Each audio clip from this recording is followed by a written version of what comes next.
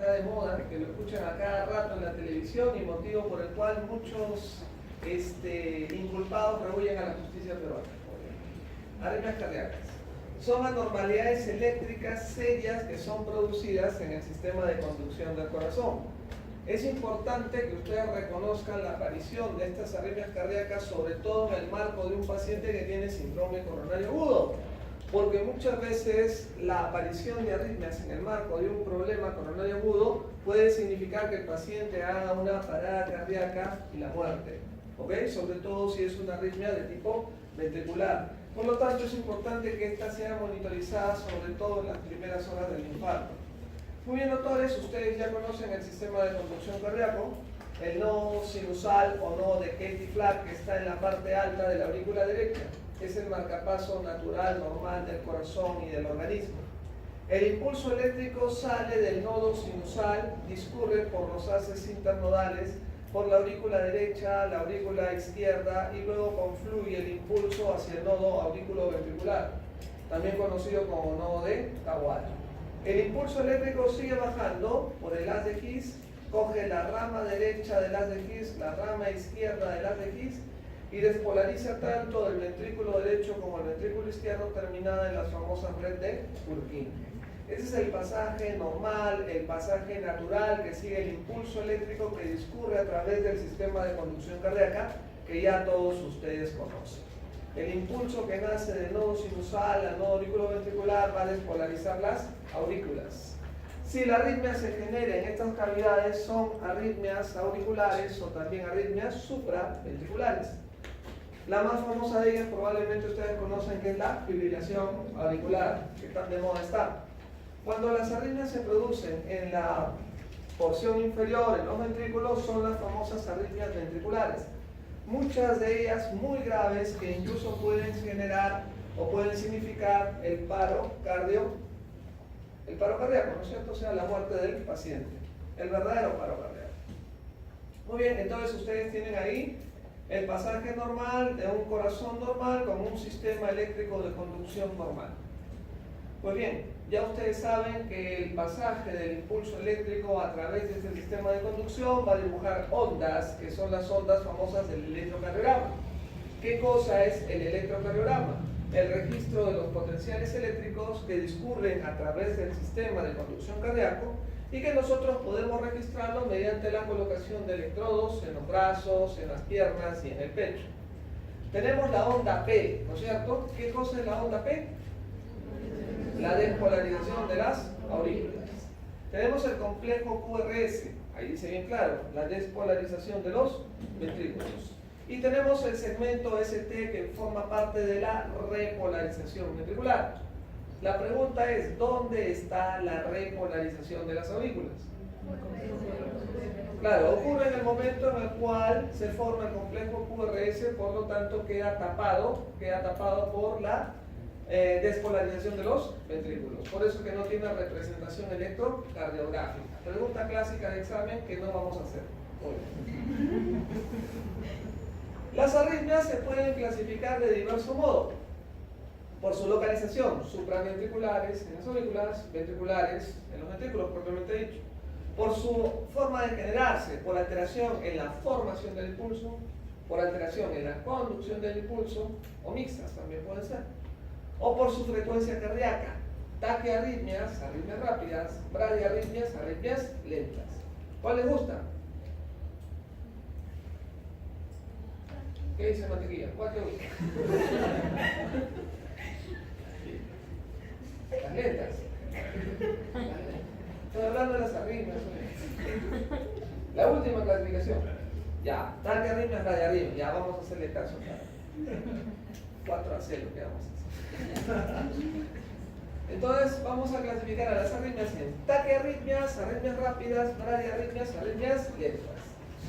Taquiarritmias. Cuando ustedes tengan una taquiarritmia significa que la respuesta ventricular es más de 100 latidos por minuto. De acuerdo a las características que presenta esa taquiarritmia, uno ya le va a poner el nombre completo y el apellido completo. Cuando ustedes tengan una taquiarritmia, lo primero que tienen que tener sus ojitos bien puestos sobre el complejo QRS.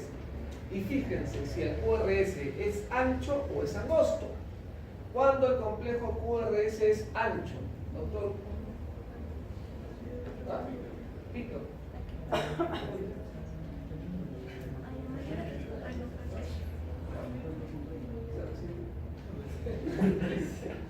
Víctor, ¿cuándo el QRS es ancho? Cuando mide más de cuánto? Más de 3 cuadraditos, más de 0,12 segundos. Por lo tanto, el QRS es angosto cuando mide menos de 0,12, menos de 3 cuadraditos. Dentro de las taquicardias o taquiarritmias QRS angosto tenemos la taquicardia sinusal, el flutter o flutter auricular, la fibrilación auricular, tan conocida, taquicardia atrial multifocal y taquicardia paroxística supraventricular. ¿Ok? Dentro de las taquicardias QRS ancho, aquellas que tienen, acuérdate, el QRS más de 0,12, tienes la famosa taquicardia ventricular o la fibrilación ventricular. Y vamos a poner aquí una taquicardia preexcitada que no tiene relación con las otras, se llama síndrome de Wolff-Parkinson-White, síndrome de preexcitación o Wolff-Parkinson-White, y ahora les vamos a decir por qué. La taquicardia sinusal es generalmente la taquicardia fisiológica que tienen todos ustedes cuando están con fiebre, cuando están ansiosos, cuando han corrido, antes que su papá lo descubra, ¿no? Cuando están así un poquito ansiosos. Frecuencia cardíaca, más de 100 latidos por minuto, manteniendo el ritmo sinusal. A veces puede ser inapropiada debido a alteraciones del tono simpático o vagal, es un poco raro. Lo que hay que hacer es tratar a la arritmia por lo que lo está causando y no manejar a la arritmia por sí misma. ¿Cuáles son las características electrocardiográficas de la taquicardia sinusal? La onda P va a ser la onda P de ritmo sinusal, o sea, una onda P positiva en 2, en 3, en ABF, una onda P negativa en ABR. La onda P es idéntica a la del ritmo sinusal, solo que acelera y desacelera de manera gradual, ¿ok? Entonces, es un paciente que tiene una onda P idéntica a la del ritmo sinusal, solo que a una respuesta ventricular más de 100 latidos por minuto. Manejamos la condición que lo está causando, la anemia, la fiebre, el embarazo, el estrés, etc. Taquicardia sinusal, la que tienen todos ustedes cuando corren, ¿no es cierto? Flutter auricular o almendrita. ¿Estás llegando tarde, almendrita? ¿De dónde vienes? ¿Me va a botar a tu papá? La segunda taquiarritmia más importante en orden de frecuencia es el flutter o flutter auricular. Es una arritmia muy importante que tiene ya importancia porque tiene algún orden de frecuencia mucho más, de mucha más aparición que otras taquiarritmias auriculares. Se da en pacientes que ya tienen algún tipo de patología cardíaca, sobre todo pacientes que tienen dilatada la aurícula derecha. Por ejemplo, en una comunicación interauricular, en una tromboembolia pulmonar, en una valvulopatía del lado derecho, te puede dilatar la aurícula derecha. Es un ritmo muy inestable que puede revertir fácilmente al ritmo sinusal si es que uno lo maneja rápido, sobre todo cuando recién aparece. ¿Qué pasa en el flutter auricular? La contracción de las aurículas es muy rápida, 240 a 400 latidos por minuto.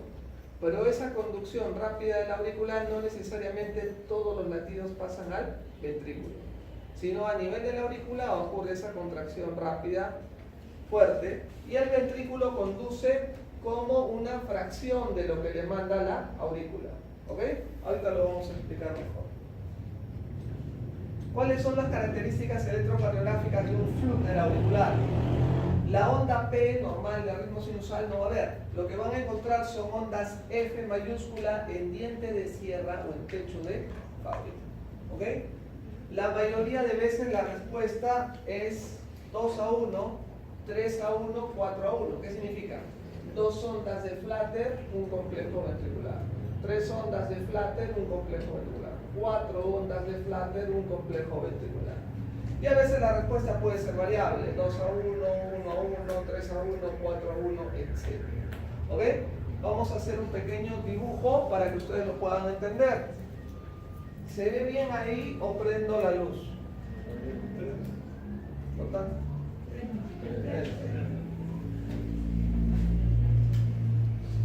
¿Lo ven ahí? Perfecto.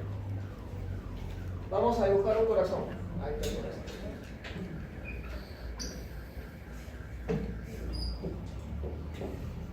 Alianza Corazón, ¿no es cierto? Sí, obvio. Obvio. Hoy día 5-0 al Palestino. Muy bien. Nodo sinusal, nodo auricular, ventricular, rama derecha, rama izquierda. Este es el pasaje normal, ¿cierto? ¿Qué pasa en el flutter auricular?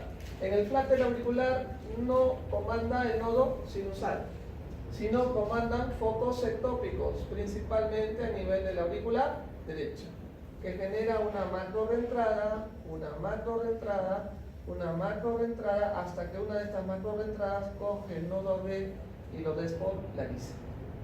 Esa macro reentrada, como la van a ver en el electrocardiograma, macro reentrada, macro reentrada, macro reentrada, cogió el nodo B y lo despolariza. Macro reentrada, macro reentrada, macro reentrada, cogió el nodo B y lo despolariza. ¿Ok? Estas macro reentradas generan las ondas F de Flutter.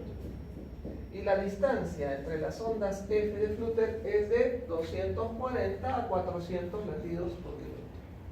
Hasta que una de ellas coge el nodo B y lo despolariza. ¿Perfecto?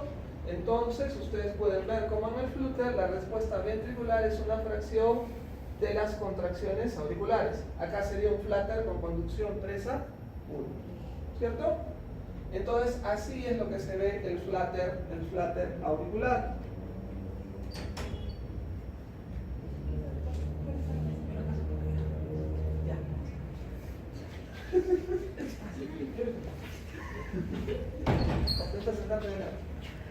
Te preguntaré. Entonces eso es lo que pasa con el flutter. Miren, ahí tienen un ejemplo de un flutter auricular. ¿Ya?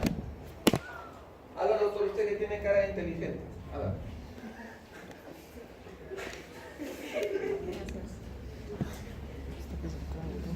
¿Qué conducción tiene ese flutter? 1:1, 2:1, 3:1. 3:1, dice. Muy bien. ¿Usted, doctor? 3:1. ¿Usted, doctor? Doctor. 3:1.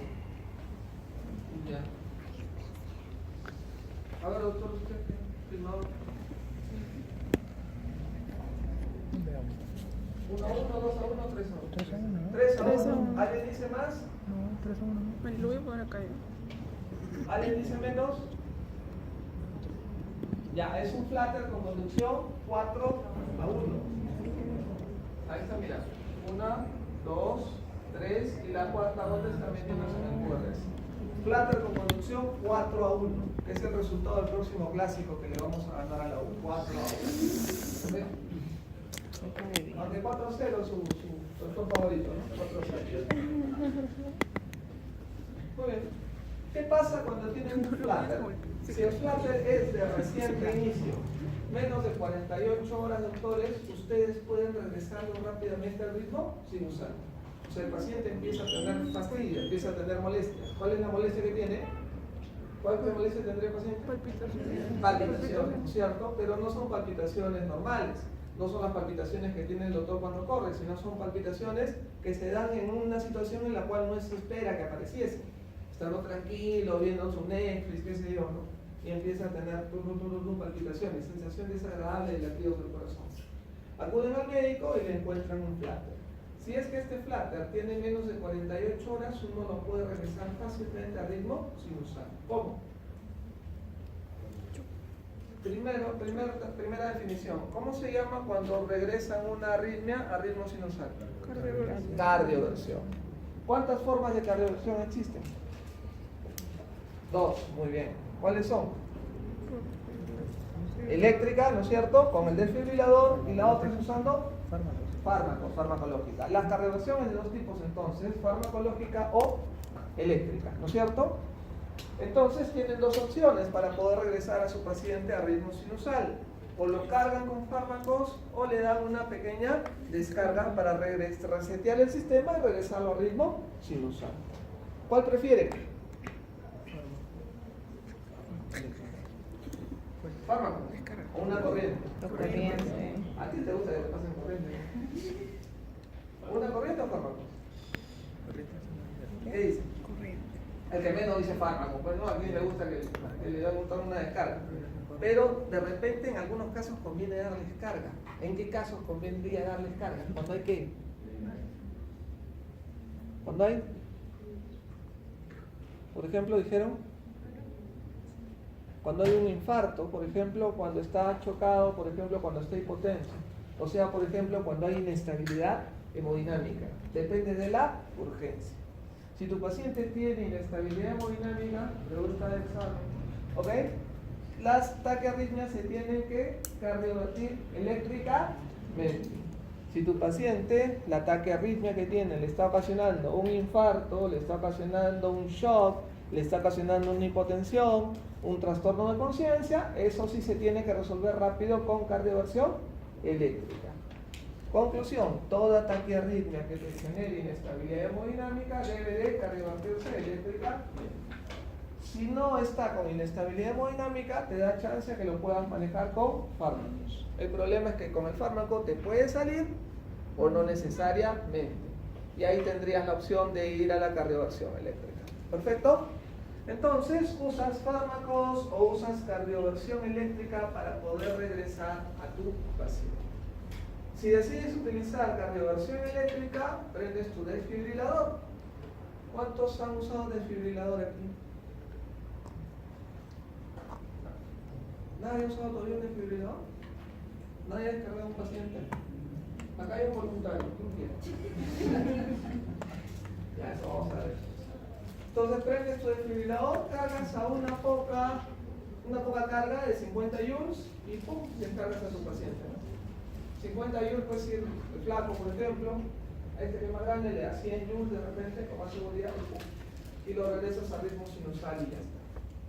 Lo otro, puedes utilizar fármacos. Farmacológicamente puedes utilizar beta bloqueadores como el metoprolol, puedes utilizar bloqueadores de canales de calcio no dihidropirínicos, verapamilo, diltiazem, puedes utilizar propafenona que hay en el mercado local, puedes utilizar amiodarona, que también es un muy buen fármaco cardiovertor para poder regresar a tu paciente a ritmo sinusal, ¿no? Porque siempre es mejor estar en ritmo sinusal que en arritmia, ¿no? Por algo Dios nos dio el ritmo sinusal, hay que tratar de regresar al ritmo sinusal.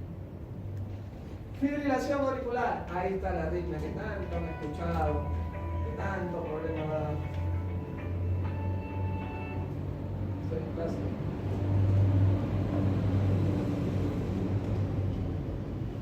Entonces, doctores, ahí está la fibrilación auricular. De todas las arritmias que ustedes más van a ver en su práctica clínica, la fibrilación auricular es la más frecuente. Afecta hasta el 1% de la población mundial. ¿Ok? ¿Qué es lo que ocurre en la fibrilación auricular? No hay una contracción ordenada en la aurícula.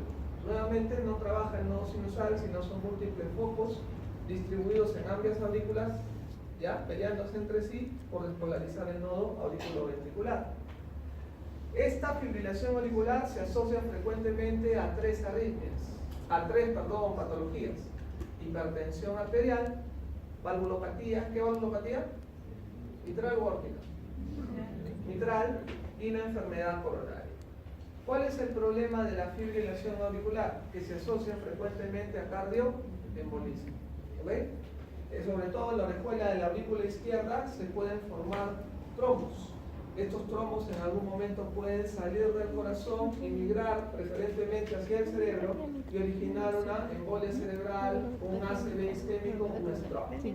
Y el paciente puede quedar con las secuelas del stroke. Puede llegar hasta quedar descerebrado incluso, ¿no? Un hincha de la U, completamente. ¿Ya? Entonces tenemos que hacer prevención. De repente este señor tiene fibrilación auricular, hay que buscarle. ¿Ya? Entonces tenemos que hacer prevención. Ese es el riesgo de la fibrilación auricular. Por eso es que la mayoría de veces la fibrilación auricular, aparte de estar manejada la arritmia, tiene que el paciente estar anticoagulado. ¿Ok? Muy bien, eso es lo que pasa en la fibrilación auricular. A diferencia del flúter, que las reentradas son grandes, en la fibrilación auricular son múltiples foquitos pequeños. Y estos generalmente están en la desembocadura de las venas pulmonares, en la aurícula izquierda. ¿Por qué les digo esto? Es importante saber dónde se generan los focos de la arritmia, porque hay procedimientos para hacer manejo definitivo de la arritmia. Yo meto cables al corazón y detecto dónde nace la arritmia. Ese foco lo quemo con ondas de radiofrecuencia y puedo solucionar el problema. Eso se llama ablación. Y esa ablación se puede hacer en muchos pacientes, se hace aquí en el Perú. Se le puede hacer a muchos expresidentes y pueden solucionar la arritmia tranquilamente. Solamente les dejo la idea. ¿Ok? Acá pueden ver ustedes, doctores, cómo en la fibrilación auricular no trabaja el nodo sinusal, sino son múltiples focos ectópicos que se pelean entre sí hasta que uno de ellos despolariza el nodo auriculoventricular y despolariza los ventrículos. A ver, vamos a explicarlo en el gráfico del corazón.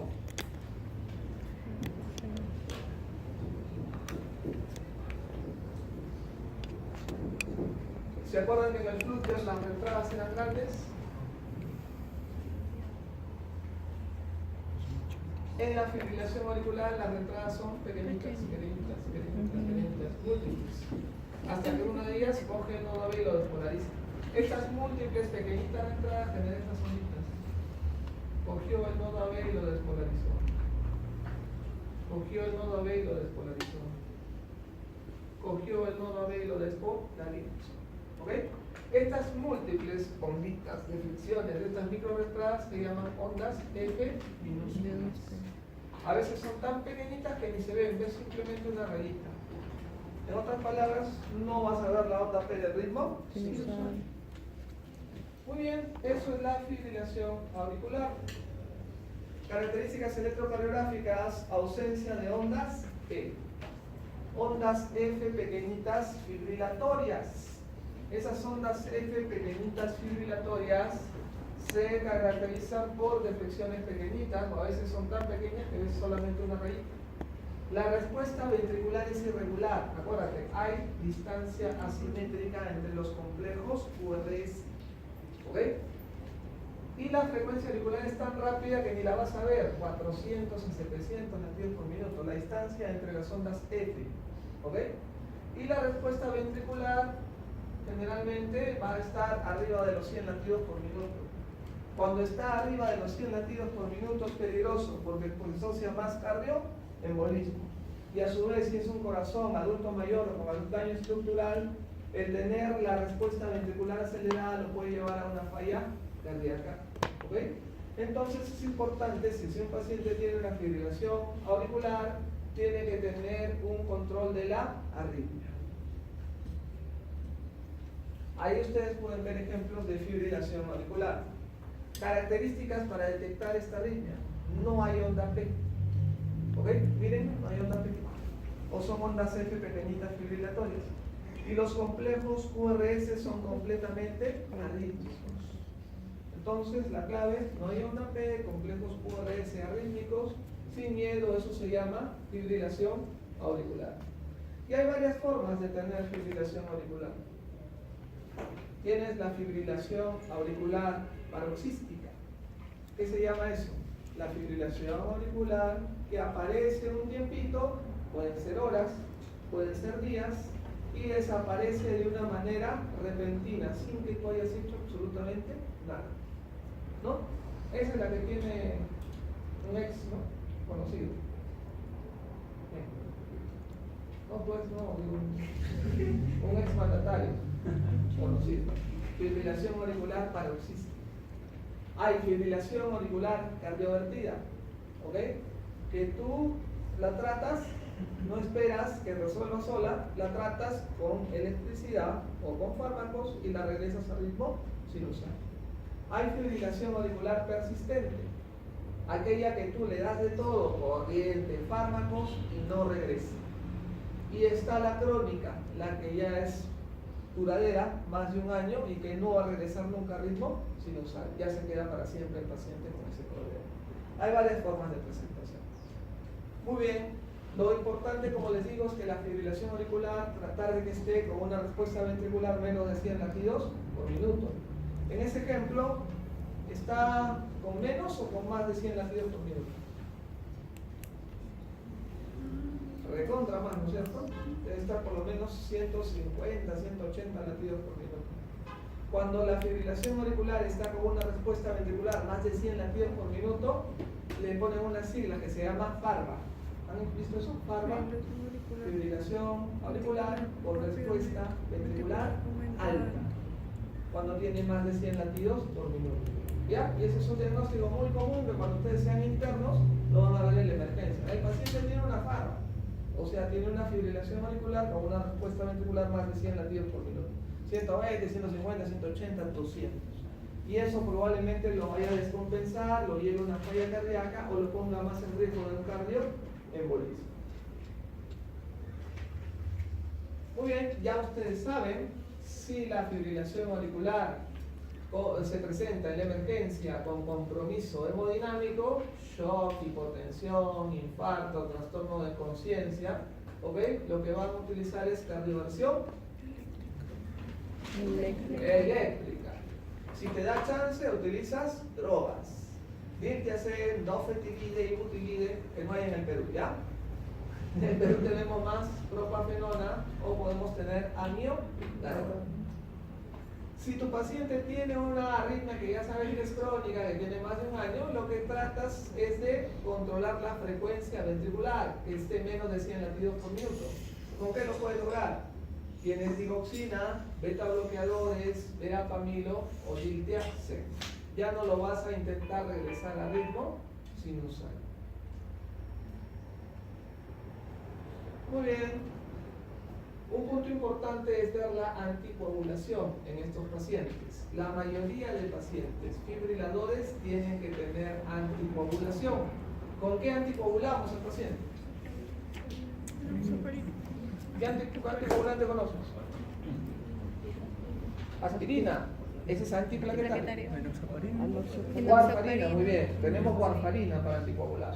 ¿Cuál es el problema con la warfarina? Que es un fármaco que interacciona con la mayoría de fármacos que ustedes conocen, con 2 páginas de libro. Un montón de fármacos. El otro problema con la warfarina, ¿cuál es? Que tienes que estar regulando la dosis.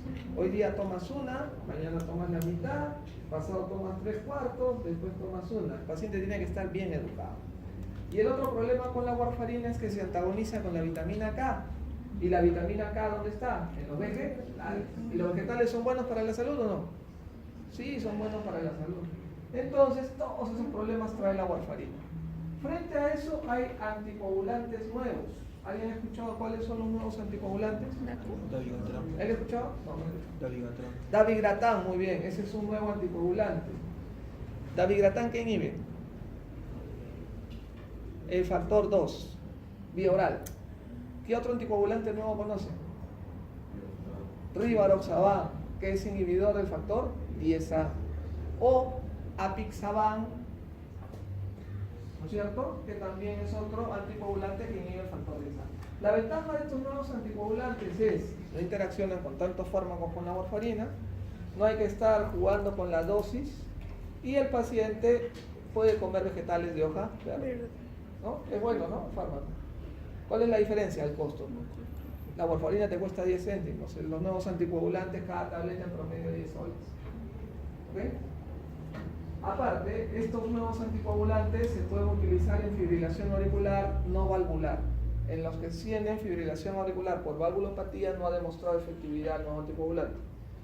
Si el paciente tiene operado y tiene una prótesis valvular, esta debe ser anticoagulada eternamente con warfarina.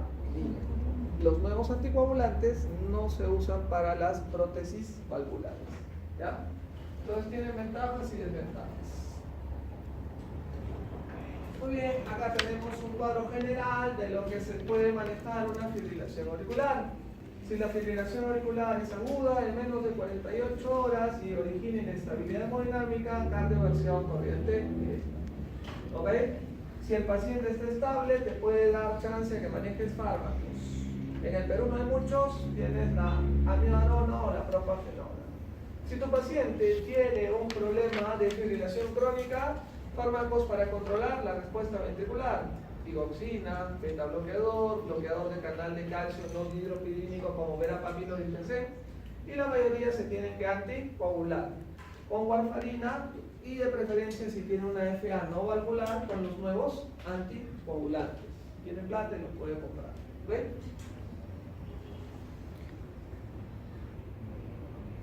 Taquicardia auricular. Esta es una arritmia un poquito rara, pero todavía se puede presentar. Generalmente se da en el marco de una enfermedad cardíaca estructural. Se puede presentar en pacientes con enfermedad coronaria, EPOC, alteraciones hidroelectrolíticas, toxicidad por digital, etc. Generalmente se da en pacientes con cardiopatía de base. Es raro que se dé en un paciente que esté normal. La taquicardia auricular se presenta en un paciente que está previamente en ritmo sinusal, pero que automáticamente cambia de forma la onda P y empieza a comandar a una respuesta un poco más acelerada de lo normal. Ahorita les explico cómo es eso.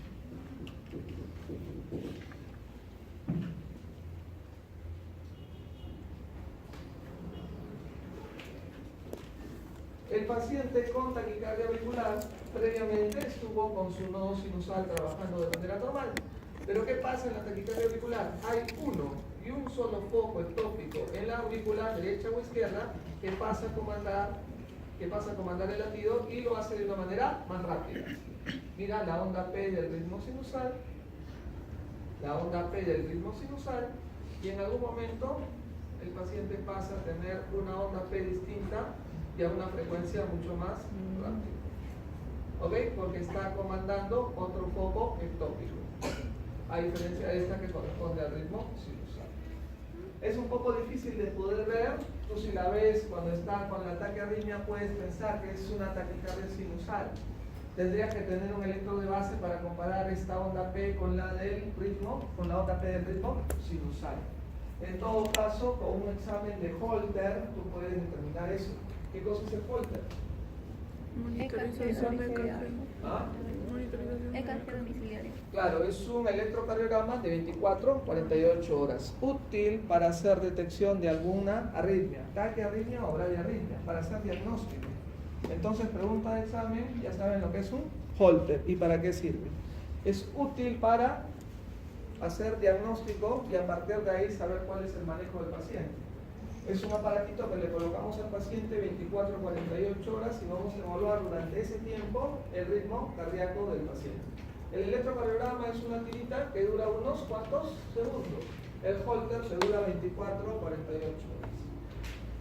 Aquí tienen la taquicardia auricular, un paciente que ha estado en taquicardia auricular, rompe y regresa al ritmo sinusal a una frecuencia menos de 100 latidos por minuto, ¿ok? Y es un poco rara de poder encontrar, pero se puede visualizar en un examen de Holter. Ahí nuevamente tenemos en el Holter, mira cómo tu paciente está en ritmo sinusal normal, Aquí cambia la morfología de la onda P y hay una salva de 5 latidos de taquicardia auricular, suelta y nuevamente regresa a ritmo sinusal. Es una salva de taquicardia auricular o una taquicardia auricular, si quieren decirlo, paroxística, que dura pocos segundos. Ya esta vamos a pasarla, pero no vayamos mucho.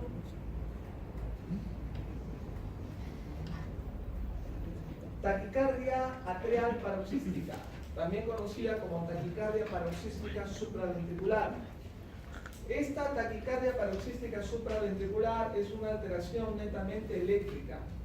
El corazón presenta un mecanismo de reentrada, o sea, aparte de tener su conducción normal, tiene una reentrada que hace que se genere esta arritmia. Es una alteración, como les digo, netamente eléctrica. El corazón está anatómicamente normal.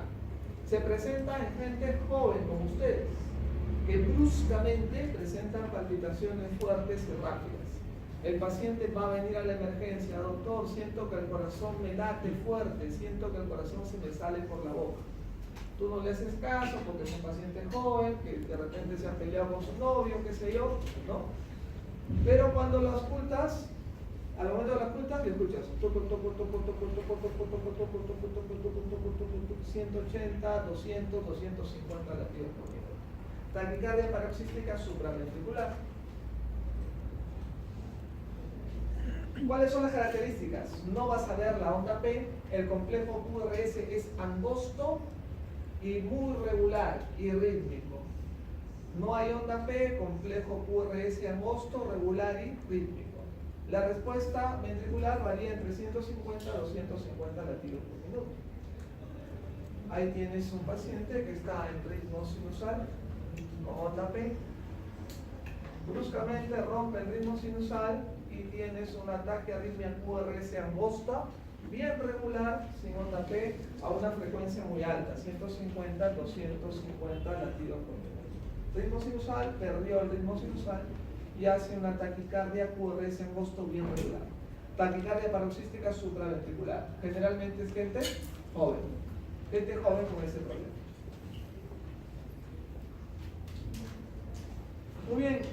Cuando tengas un paciente con taquicardia paroxística supraventricular, ¿qué es lo que vas a hacer?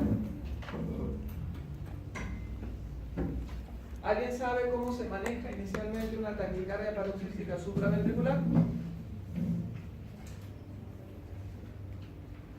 ¿Nadie? ¿Alguien ha escuchado? ¿Almendrita?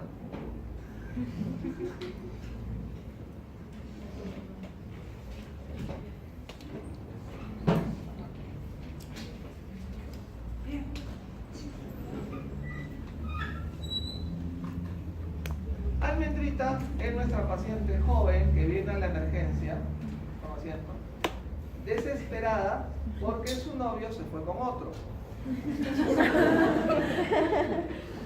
Bueno, está de moda eso, ¿no? No hay por qué sorprenderse. ¿Ok? Doctor, siento que me late el pecho fuerte y que el corazón se me sale por la boca. Tú que estás trabajando ahí con toda la emergencia, te fastidias, no le haces caso. Ya antes de botarla, ya ve por si acaso. Y encuentras el ¿ok? Le tomas el trazado electrocardiográfico y encuentras esto, taquicardia paroxística supraventricular. Uy, caramba, Almendrita sí tiene una arritmia. ¿Cuál es el manejo inicial de la taquicardia paroxística supraventricular? ¿Masaje carotídeo? Muy bien, masaje al seno. Masaje al seno.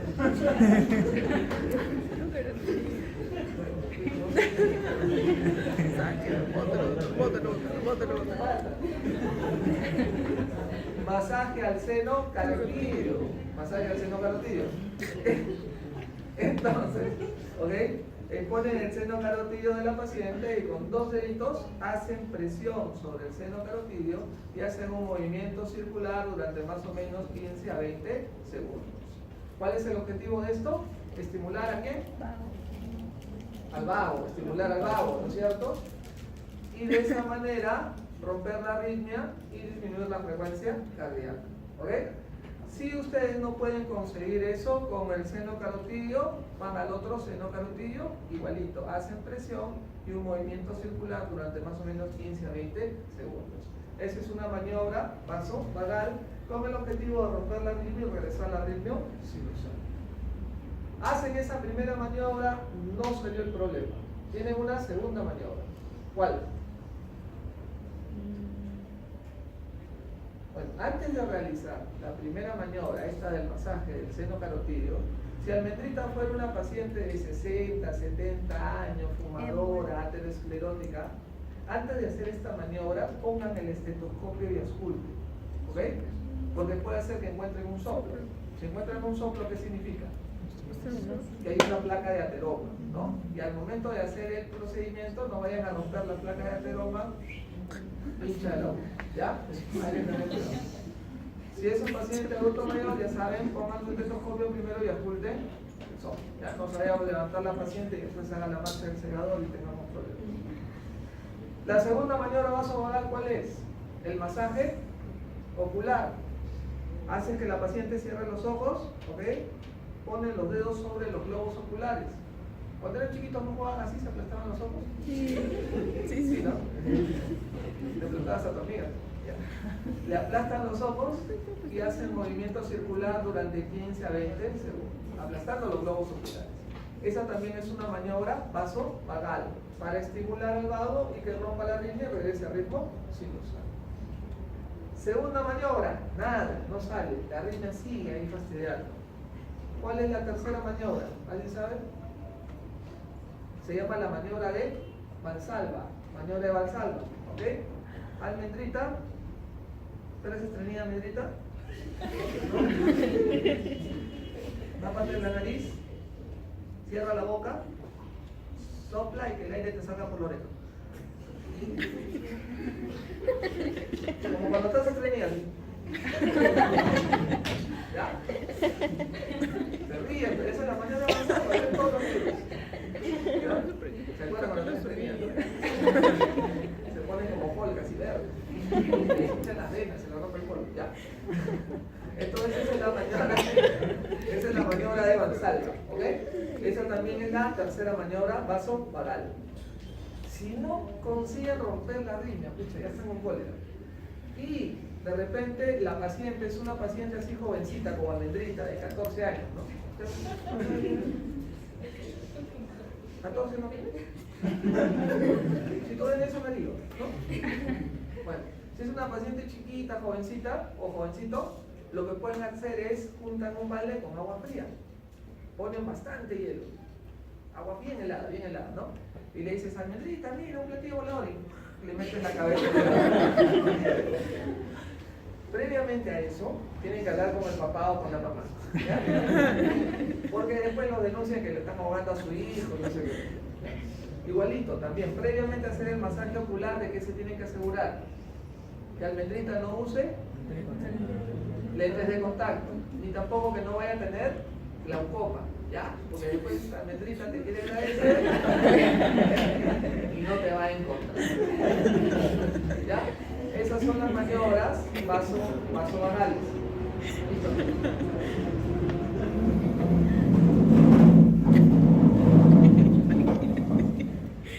No quería decirlo, pero es una indirecta, almendrita, cuida a tu novio.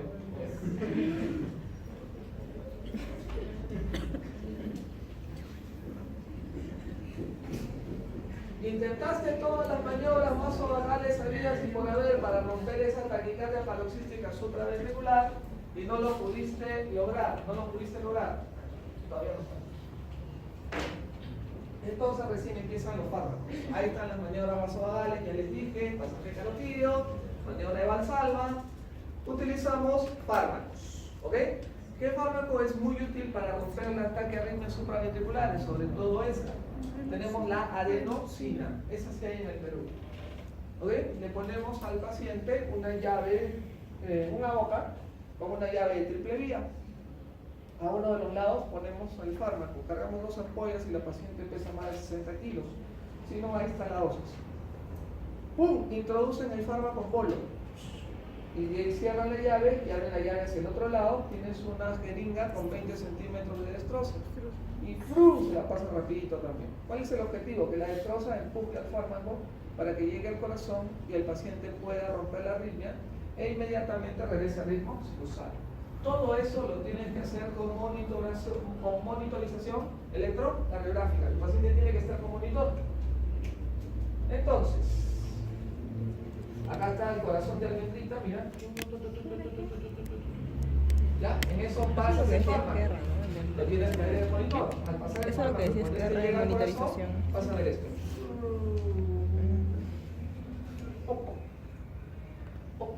Mira, ¿ya? No te preocupes por la pausa, ¿ya? Puede durar 2, 3, 4 segundos. Ten confianza, vas a ver. ¿Ya? Ya si no sales estamos en problemas. Generalmente es una pausa un poquito prolongada. Es bacán cuando haces eso, la enfermera ya te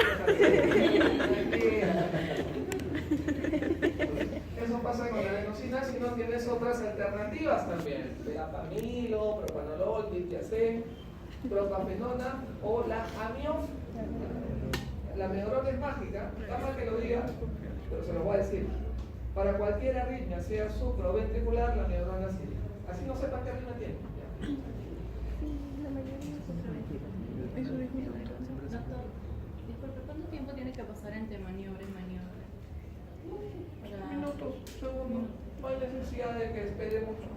Falla una, baja la otra. Falla una, puede escalar. Fallan todas, se quedan los fármacos. Fallan los fármacos, ¿qué te queda?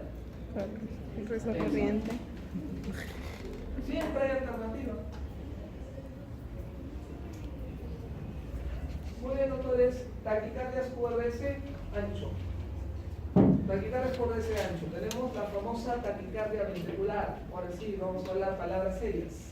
La taquicardia ventricular es un ritmo regular que ocurre paroxísticamente y a una frecuencia más de 120 latidos por minuto. Causa importante de muerte súbita en pacientes cardíacos. 50% aproximadamente de las taquicardias ventriculares vienen con inestabilidad hemodinámica, o sea, bien, el paciente viene, no viene, lo trae, porque está chocado, está hipotenso, está con el corazón prácticamente en paro. Es una disociación auriculoventricular que permite que el ritmo ventricular preceda al ritmo atrial normal. Acá está tu corazón, lo normal es que el impulso nazca del nodo sinusal. Aquí, ¿qué ocurre? Hay un foco ectópico en un ventrículo, puede ser el derecho o el izquierdo, que se te pasa a comandar, y origina latidos QRS ancho, regulares, rítmicos. Conduce un débito cardíaco severamente reducido, ¿ok? Produciendo hipotensión, shock, trastorno de conciencia, lo cual implica que uno tenga que manejarlo rápidamente. Si no, puede ir a la fibrilación ventricular, y la fibrilación ventricular es el verdadero paro cardíaco. Es el verdadero paro cardíaco. Características electrocardiográficas: 3 o más complejos QRS anchos seguidos, uno tras de otro, a una frecuencia ventricular más de 120 latidos por minuto. Se define taquicardia ventricular no sostenida aquella que dura menos de 30 segundos, ¿no? ¿Vieron al expresidente PPK? ¿Vieron su informe médico? ¿Qué decía? Taquicardia ventricular no sostenida esporádica. Esto es lo que han tenido. Taquicardia ventricular que no duraba más de 30 segundos, esporádico, episódico. Es lo que han tenido. Generalmente es muy regular en frecuencia y morfología y puede ser polimórfico. Por lo tanto, la taquicardia ventricular sostenida es la que dura más de ¿cuánto? 20. Más de 30 segundos.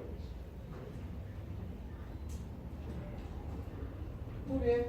Yo sé que ustedes son chicos inteligentes, son chicos leídos, son chicos que ya han desarrollado el tema con sus respectivos profesores. A ver, ¿cómo se llama? Víctor. Ya, Víctor. ¿Qué tenemos ahí? A ver, el resto, es una Víctor, no sé qué fue. Vamos, Víctor, tienes cara de inteligente. Entre otras cosas. ¿Ah? Víctor encuentra una depresión del segmento ST. ¿Qué más, Víctor? Ausencia de onda Q, ¿ya? No sé qué tiene que ver con onda Q. Sí, sí. No hay onda Q. Hola. ¿Aló? Eso me acuerdo que lo vimos cuando hacíamos ecoestrés en un paciente. Tenía un montón de estrés históricos. ¿Qué? ¿Ya acabó? Muy bien. Para mi compadre Víctor, ¿Quién pasó? no hay onda Q y hay depresión del ST. ¿Alguna característica más, Víctor? Ausencia de onda Q. ¿Qué es eso, Víctor?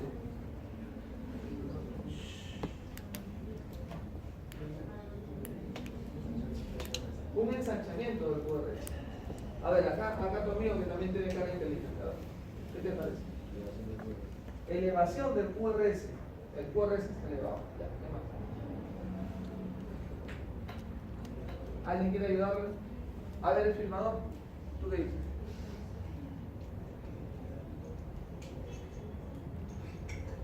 ¿Nada? A ver, doctor, usted que tiene cara así de mosca. ¿Qué te parece? Vemos ¿Vemos? que después de la T no hay una onda P. Vemos que después de la T no hay una onda P. No, ¿ya? no, del anterior. De acá. Ajá, de la onda T ya no hay una onda P. Ya. O sea, en el tercer latido no hay onda P. Ya. No hay onda Más P. fácil, no me la con eso. Ya. En el tercer latido no hay onda P. ¿Qué más? Entonces podemos ver que supongo que es una despolarización una despolarización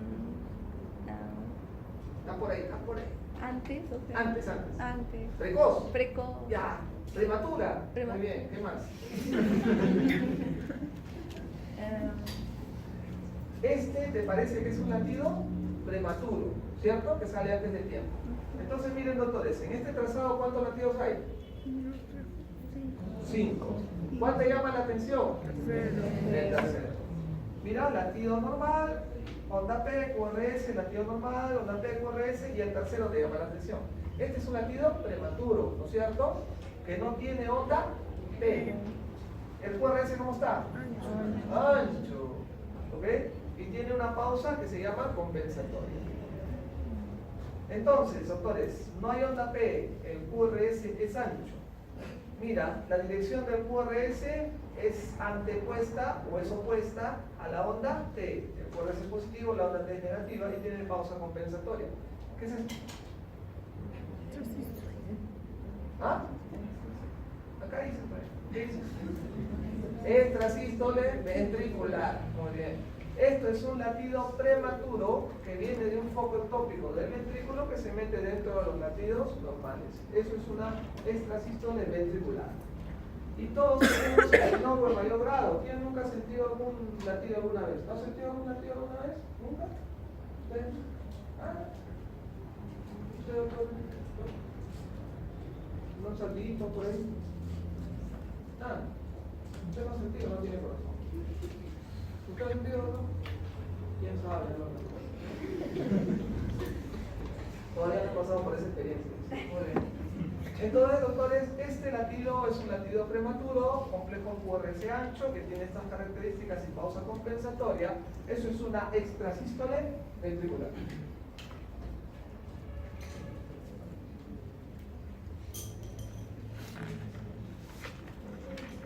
¿Qué les parece ese trazado? A ver, doctora, ¿te gusta el café, no? Sí. Ya. ¿En ese trazado qué hay?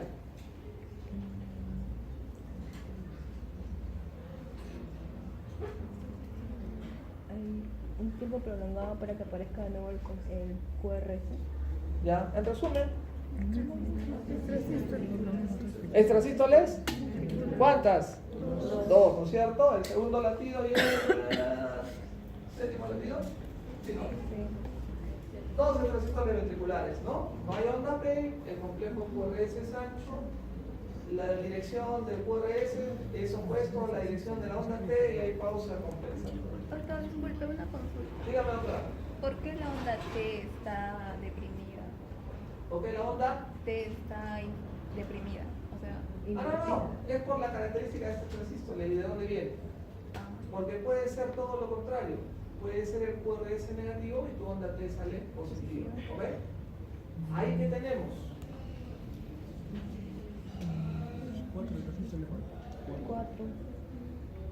Cuatro extrasístoles ventriculares. ¿Pero qué característica tiene? ¿Este qué latido es? Sinusal, normal. Extrasístole. Normal, extrasístole. Normal, extrasístole. Normal. ¿Cómo se llama eso? ¿Cómo? Sostenido, ¿no? Bigeminismo, ¿ok? Bigeminismo ventricular. Cuando se presenta así, eso es bigeminismo ventricular. A ver, algo sabía. Está leyendo, está bien. ¿Qué tenemos ahí en ese trazado, doctor?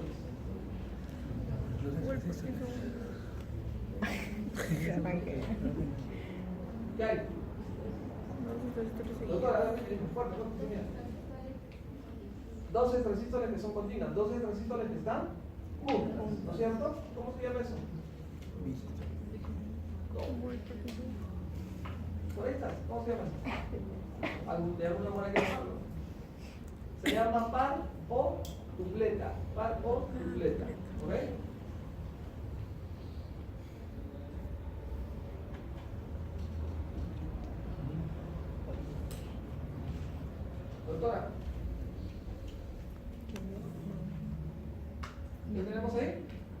había preguntado? 12 transistores. 12 transistores ventriculares, ¿cierto? ¿Y ahí, doctora? Y en la onda T está positiva, ¿no? No está positiva. 1, 2, 3, 3. 4, ¿Solo 3? 4, pero 4. es invertido. ¿Una más? 1, 2, 3, 4. Sí. ¿Cuál es qué es lo que te llama la atención? Esta de acá no es igual a esta. Estas tres son iguales. En cambio esta o esa no son iguales. ¿Qué pasó? Son extrasístoles ventriculares polimórficas. Las tres primeras pueden venir de este foco. Y así como hay un foco ectópico, puede haber otro. Y hay otro también alterna que también quiere meterse y elimina otra extrasístole ventricular. Son extrasístoles ventriculares polimórficas.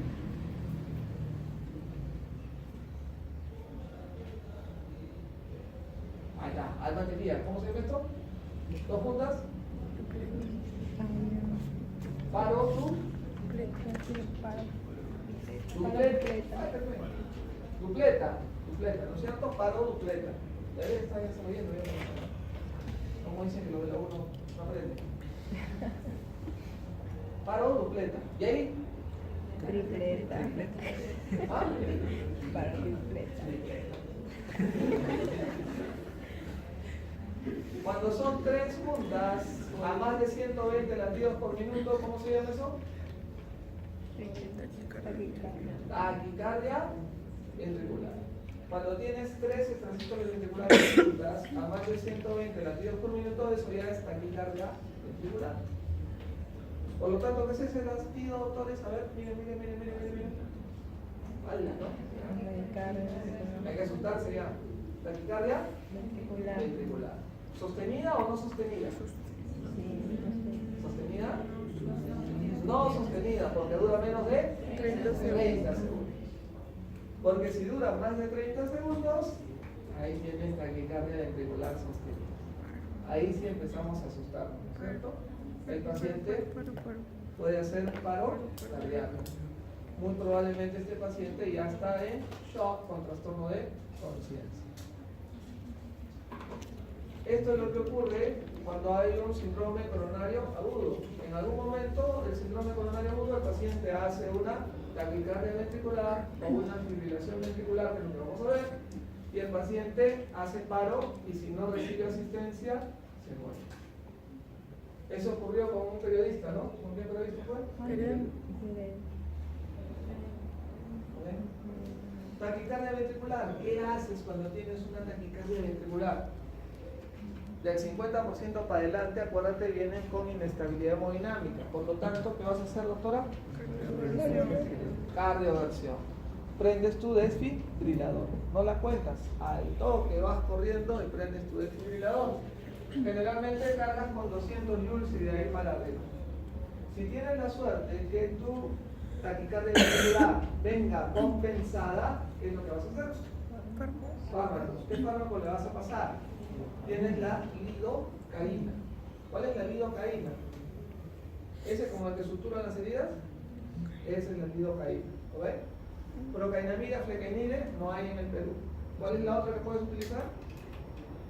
¿Qué yo les dije? Amiodarona.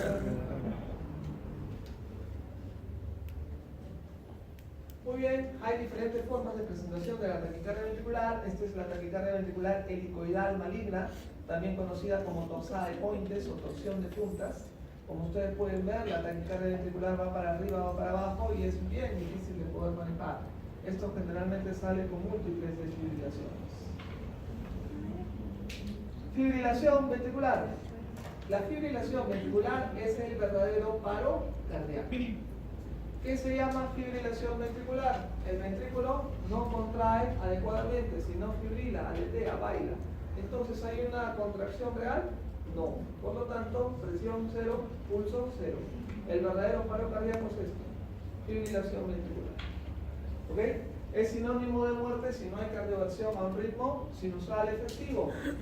Aquí no vas a encontrar los complejos QRS, la onda P, la onda T. Oye, tráete un ratito, voy a tomarle foto. A ver, trae compás para sacarle el eje. No.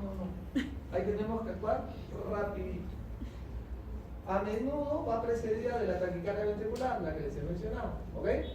Tienen 5 o 7 minutos para reanimar a tu paciente. Si no sale en 5 o 7 minutos y sale después, el paciente puede quedar con daño cerebral. Hincha de la U, hincha de la U, congresista.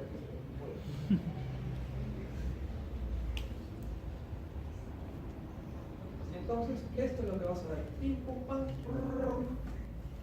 Así lo vas a ver.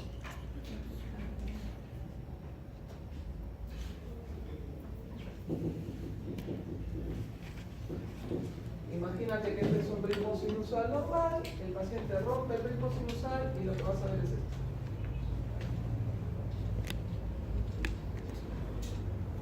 ¿Ok? A una respuesta muy rápida. Frente a una fibrilación ventricular, lo primero que tienes que hacer es traer tu desfibrilador lo más rápido posible. La única manera de salvarle la vida es regresarlo al ritmo sinusal con una descarga. Las maniobras de compresión, ¿qué es lo que te van a servir? ¿Para qué te van a servir? Para de alguna u otra manera mantener la circulación y evitar que tu cerebro se deteriore. Son maniobras de sostén hasta que vengas tu desfibrilador y descargues a tu casa. ¿No han usado desfibrilador todavía hasta ahorita? ¿Cómo se utiliza un desfibrilador? Son dos paletas, una dice esternón, la otra dice ápex. ¿Ya? Vamos a desfibrilar acá mi compadre que se duerma para que se despierte. Entonces, tienen su paleta que dice esternón, esa le ponen en la parte alta del esternón. La otra que dice ápex lo ponen en la punta del corazón. Previamente le han puesto un poquito de gel. Prenden tu desfibrilador, cargas 200 joules. Muy bien, una vez que cargas, haces una presión de más o menos 3-4 kilos y dice despeje, ¿ok? Significa que la enfermera que está canalizando una vía tiene que soltar al paciente. Y tú también tienes que despegarte de la camisa. Despejen, todo se aleja, voy a disparar y crack. Ya, el paciente siente una descarga. O una descarga. Y de verdad es fuerte, como si fuera una patada de burro. Como el paciente está inconsciente, no lo va a sentir. Si estuviera consciente, sí se acuerda de toda tu generación. ¿Ya? Como estoy consciente, no va a sentir. Y ¡pro! Lo regresas a ritmo sinusal. Ojalá que salga el ritmo sinusal. Si no, tienes más chances para poder hacer eso. ¿Ok? Lo que les comentaba, creo, alguna vez es que esa situación a veces no se sopesa tanto en países del tercer mundo como el nuestro. Cuando ocurre un infarto y un infarto llega a tener desgraciadamente una taquicardia ventricular o una fibrilación ventricular y el paciente colapsa, hay sistemas de salud que son más rápidos para poder atender la emergencia. En Estados Unidos está el 911, ¿no? Cuando hay una parada cardíaca o un arresto cardíaco, llaman al 911 y en 3 a 5 minutos tienes a un paramédico aquí con el desfibrilador que te va a ayudar a descargar al paciente y a regresarlo al ritmo sinusal. Previamente tú ya estás haciendo el masaje cardíaco. O si es en un sitio grande, por ejemplo una universidad, un coliseo, un auditorio, un mall, un aeropuerto, un estadio, ahí hay desfibriladores para poder manejar la emergencia. ¿No? En cambio, si ocurre aquí en el Perú, ¿qué es lo que pasa? ¿No? Emergencia, llame, llega el serenato. No sé, la Cali me ha contratado ayer, o sea, es que no necesita trabajar. Llaman al bombero, llega el bombero, pucha, que yo solamente sé echar agua, ¿qué hacemos? Sí, me enseñaron a ver el pulso, a ver, vamos a ver si le encuentro. Y llega el policía, no sé, hasta el último. Y el policía ya llega con su tiza, por favor. Llamen al fiscal. De verdad, eso es una triste realidad. En otros sitios tienes, como te digo, el 911 que viene, pum, te descargan, te van pasando droga y ya han coordinado con el hospital más cercano y te están esperando ahí en la puerta para hacerte ingresar y darte la resucitación a la sala. En cambio, en países como el nuestro, la vida no vale nada y desgraciadamente estamos expuestos a eso. fibrilación ventricular. Hay que también hacer diagnósticos diferenciales.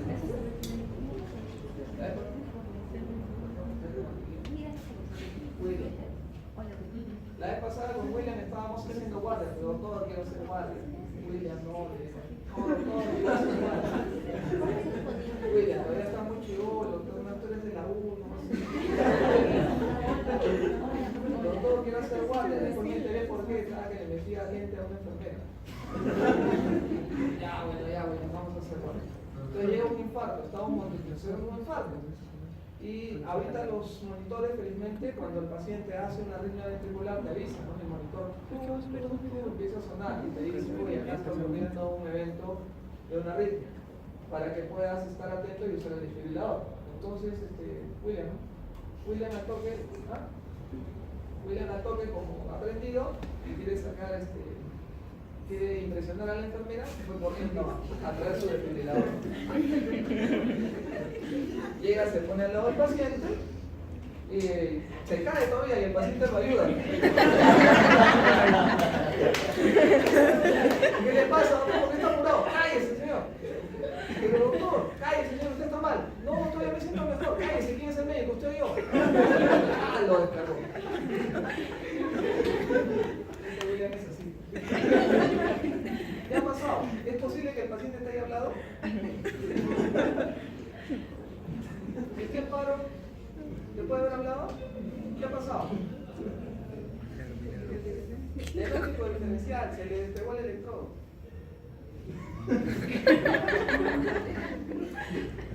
¿Ok?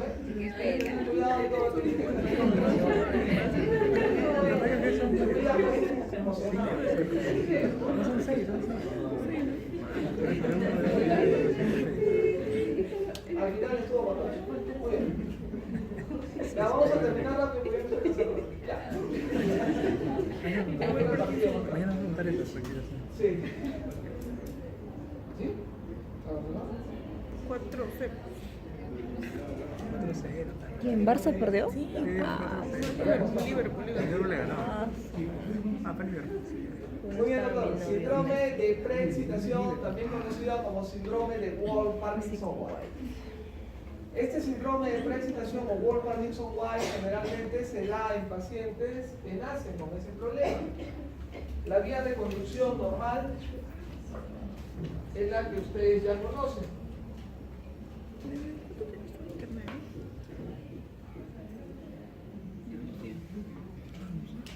Esta es la vía de conducción normal. ¿Qué pasa en el Wolff-Parkinson-White? Es un paciente que nace con ¿qué? Con vía accesoria.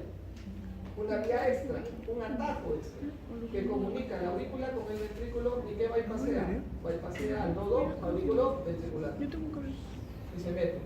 Es un atajo con el cual él nace. Nace con varias vías accesorias incluso. Y bypassea el nodo aurículo ventricular. En el nodo aurículo ventricular se produce un poquito el freno de la velocidad de conducción. Nacen con estas vías accesorias, haces de Keren, haces de Mahaye, que se caracterizan por qué. Al tener una vía accesoria, ¿cómo se da el PR? ¿Corto o largo? Se está metiendo por una tapa. Corto. PR corto. Esta vía accesoria despolariza inicialmente la rama derecha del QRS y eso origina una jorobita al inicio del QRS que se conoce con el nombre de onda delta. Entonces, el Wolff-Parkinson-White, lo característico ¿qué cosa es? El PR corto, así como William, ¿ya? Y esta es la onda delta. Onda delta. Listo. No picó.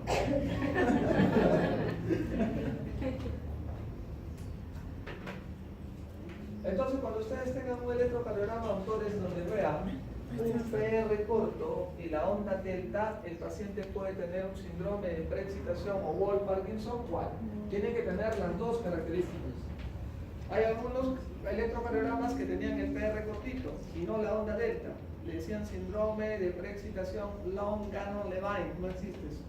Olvídense, esos son libros antiguos. Lo que existe es el Wolff-Parkinson-White. ¿Qué es lo que pasa? El paciente, miren, a veces se mete por esta vía accesoria, genera una reentrada y hace arriba. Y cuando el paciente está en crisis de arritmia, no van a detectar el PR corto ni la onda delta, sino lo van a detectar como si fuera una taquicardia paroxística supraventricular. O sea, cuerdas en angosto y complejos muy regulares. Obviamente, ¿se acuerdan?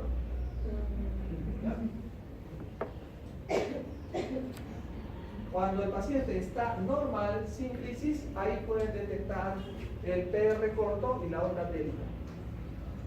Pero ¿qué pasa? Que el paciente, aparte de nacer con la vía accesoria, nace con su vía normal. Algunas veces el paciente puede meterse por su vía normal y lo ve normal. O sea, el PR corto y la onda delta lo pueden ver de manera esporádica. ¿Qué le pedirían para hacer el diagnóstico? Un examen de Holter, ¿no es cierto? Y en el Holter pueden evaluarlo en 24 o 48 horas y tener una mejor idea del paciente. Pues bien, tienen esta vía accesoria que está generando esa arritmia. ¿Cómo lo solucionarían? ¿Qué idea tienen? ¿Qué harían? ¿Qué harían para solucionar esa vía accesoria? ¿Qué haría? Ablación, muy bien. ¿Qué cosa es la ablación? Claro, metes ese catéter al corazón, estimulas en la aurícula derecha donde está la vía accesoria. Una vez que la encuentras, la quemas con ondas de radiofrecuencia, eliminas la vía accesoria y el paciente se queda con su vía normal. Eso se llama ablación. La ablación te soluciona por Parkinson-White, te puede solucionar fibrilación auricular, taquicardias ventriculares, taquicardias auriculares. La ablación puede ser una alternativa correcta para solucionar un problema de arritmia y asunto solucionado. Ya depende de los factores de riesgo para que nunca más pueda volver a tener esa. Ahí está la ablación. Mira, metes catéteres, encuentras el foco de la arritmia, lo quemas con ondas de radiofrecuencia y el paciente deja de tener la arritmia. Ese procedimiento lo hace una subespecialidad que se llama electrofisiólogo, arritmiólogo electrofisiólogo. Es una subespecialidad de la cardiología. La cardiología es una especialidad que dura 3 a 4 años dependiendo de la universidad. Y aparte de ahí, si tú quieres, puedes hacer subespecialidad. Una de ellas es la arritmia y electrofisiología, que son 2 años más. Hay subespecialidades en cardiología, arritmias y electrofisiología, hemodinámica, cardiología pediátrica, cuidados intensivos, imagenología, ecocardiografía, son subespecialidades de la cardiología. Es como un traumatólogo, ¿no es cierto? Un traumatólogo es general y ahora hay subespecialidades, unos que se dedican a hombro, otros que se dedican a rodilla, otros que hacen cirugía de mano, etc. Bueno, para terminar vamos a hablar de las bradiarritmias.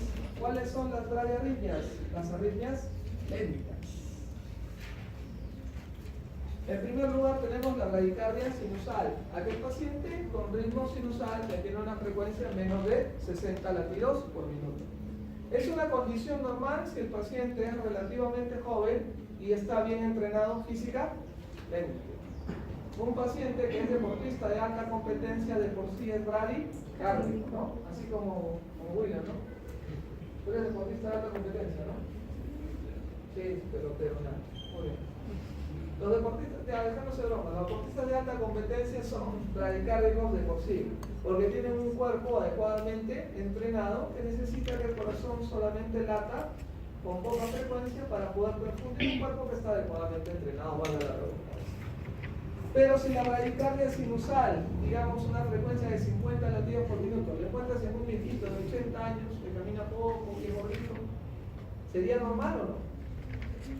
Ahí hay que tener cuidado, puede ser una enfermedad del nodo sinusal que hace que la conducción sea bastante lenta.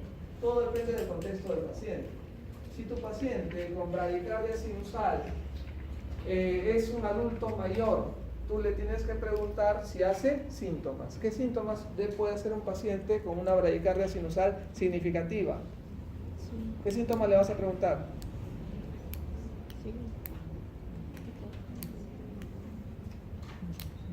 Señor, ¿usted se marea? ¿Usted se ha desmayado? Ok, se ha desmayado. ¿Ok? Del desmayo, ¿nos está mutando?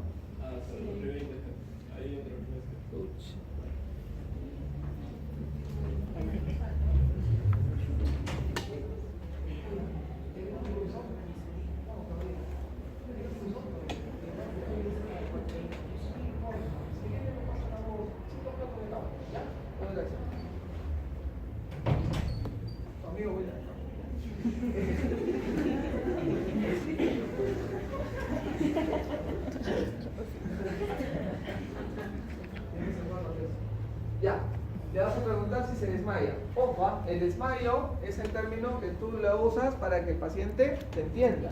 En la comunidad médica, el que me dice desmayo le mete un quechi. ¿Qué van a decir? Síncope. ¿Qué cosa es el síncope? Lo que tiene el doctor. Ah, no, ya sé por qué. ¿Qué cosa es síncope? Pérdida de conciencia.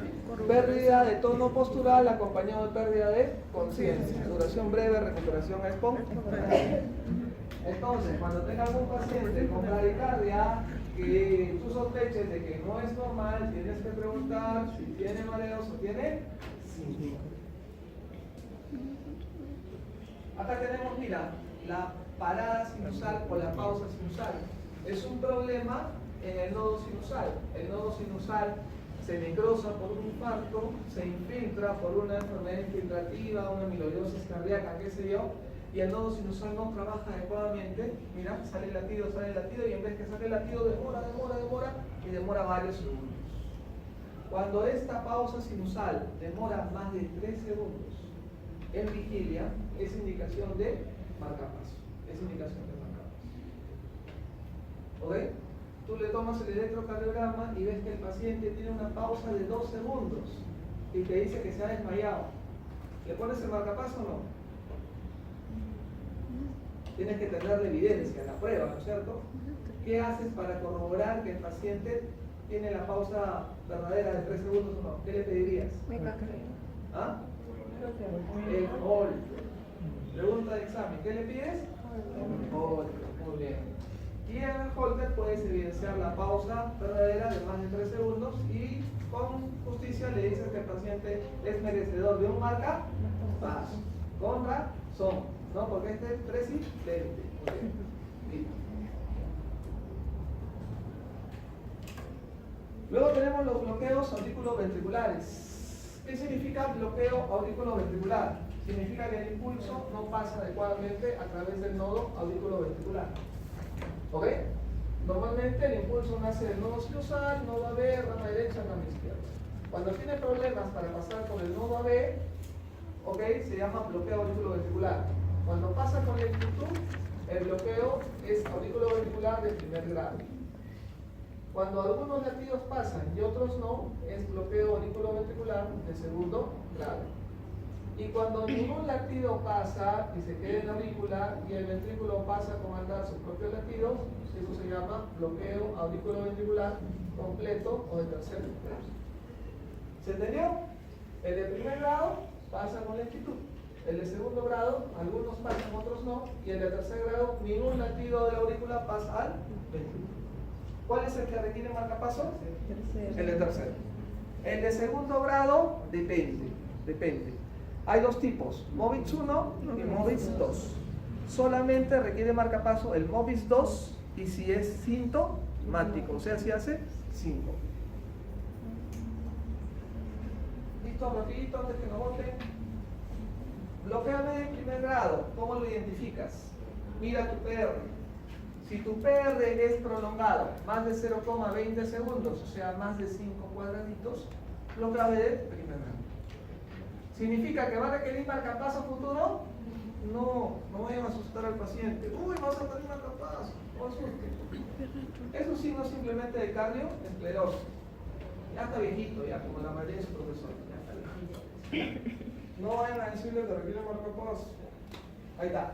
Un PR prolongado más de 0,3. Primer grado. De segundo grado, 2 tipos. MOVIX 1 y MOVIX 2. El MOVIX 1 es este. El alargamiento progresivo del intervalo PR. Mira, acá tienes un PR de este tamaño. El siguiente latido tiene un PR más largo. El siguiente latido tiene un PR más largo todavía. Hasta que hay una onda P que no conduce y de nuevo empieza. PR chiquito, que se va prolongando, se va prolongando. Entonces, bloqueo AB de segundo grado. MOVIX 1 es aquel que tiene el PR con prolongamiento progresivo. ¿Ya? ¿Otra pregunta más? Listo. Seguimos. Bloqueo AB de segundo grado, MOVIX 2. Ojo, este de primer grado MOVIX 1 es fisiológico. Se ve en deportistas de alta competencia. No vayan a pensar de que es anormal. Se ven deportistas de alta competencia porque a veces vienen a mi consulta deportistas y piensan que ya están mal, que requieren marcapaso y que van a dejar de hacer deporte. Es fisiológico. Bloqueo de segundo grado MOVIS 2. Alterna, mira, una onda P que conduce su complejo ventricular o una onda P que no conduce. Onda P que conduce con una onda P solita que no conduce. Onda P que conduce con onda P que no conduce. Este bloqueo de segundo grado MOVIS 2 requiere marcapasos solamente si el paciente hace 5. ¿Ok?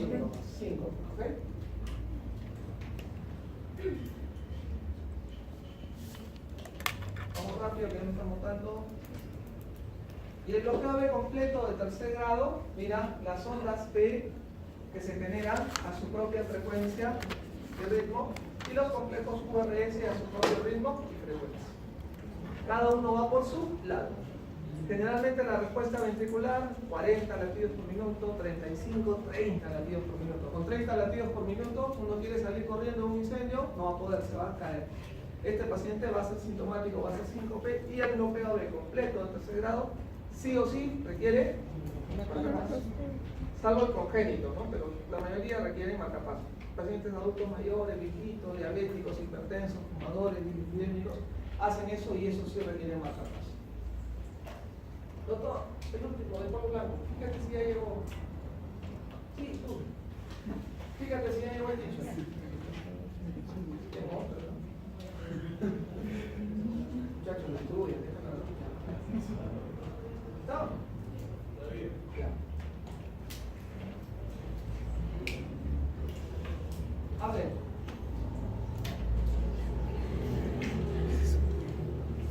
No tanto regular, ¿no? Practicar sin usar, muy bien.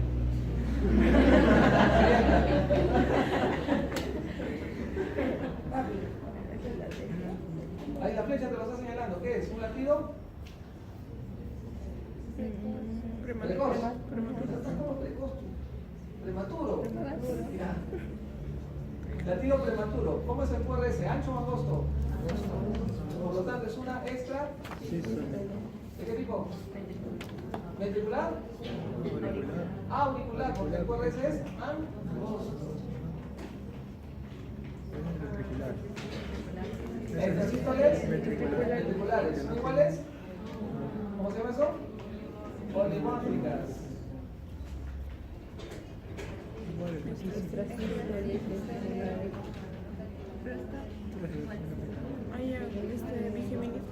Normal extrasístole, normal extrasístole. Bigeminista, es lo único que sabe. Bigeminismo ventricular. Otro dicho. ¿Onda P? No. ¿QRS arrítmicos o arrítmicos? Arrítmicos. SA. Fibrilación auricular.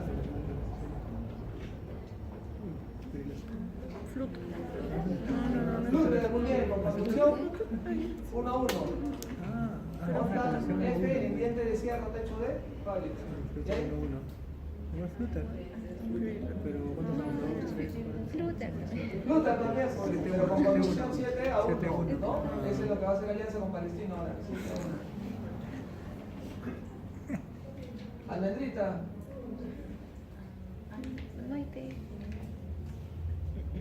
¿El QRS es ancho o angosto? Angosto. ¿Hay onda P o no? ¿Regular? Regular. Taquicardia, paroxística, supraventricular. Igual. Vamos a ver 3 ya está.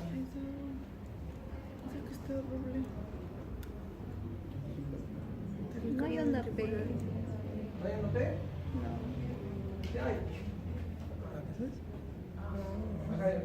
Rezagos de onda P. Depresión del ST. No me chapulle, no. Está ahí. ¿Cómo está el perre? Cortito. ¿Y qué le sigue al perre corto?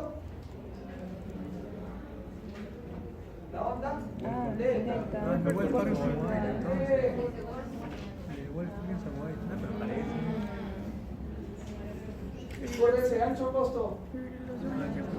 Regular. Sí. Es Fibrilación. taquicardia. Taquicardia regular. Otra más. Pulso cero, presión cero. Paciente inconsciente. Fibrilación ventricular. Nadie dice, pero bloqueo.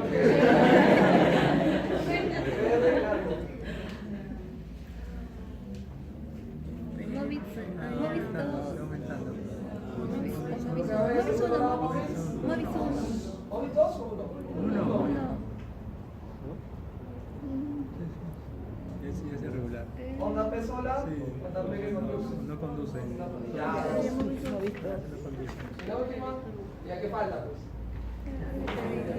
del tercer grado completo. Completo. Ah, pero no guarda. Bien, muchachos, preguntas, ¿todo claro? Yo Dígame. tengo una pregunta. Si vienen No, ¿verdad? Sí. Ya. Si vienen